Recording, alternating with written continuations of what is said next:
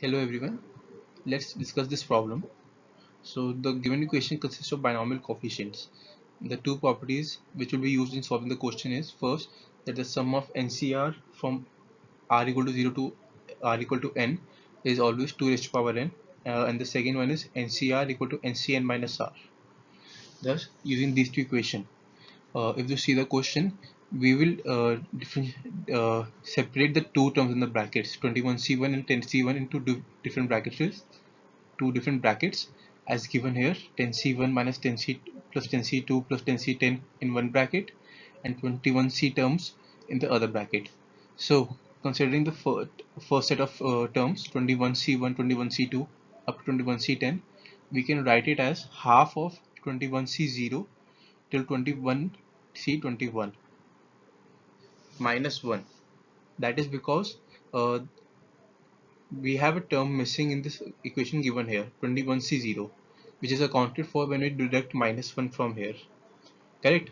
And second, the half is because as we said, NCR is equal to NCn minus r. That means the one half of the equation is directly equal in value to the other half of the equation. So these are half the terms. Considering the half terms, we can say that is equal to half the value of the series of complete equation.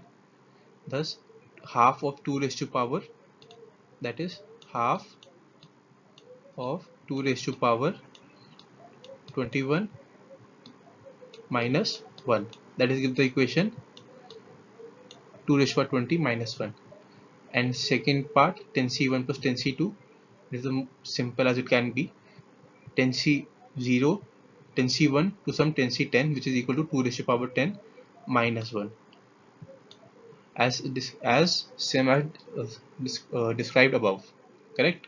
So now we know that 10c terms would subtracted from the 21c terms, thus meaning from equation 1 we need to subtract equation 2, correct?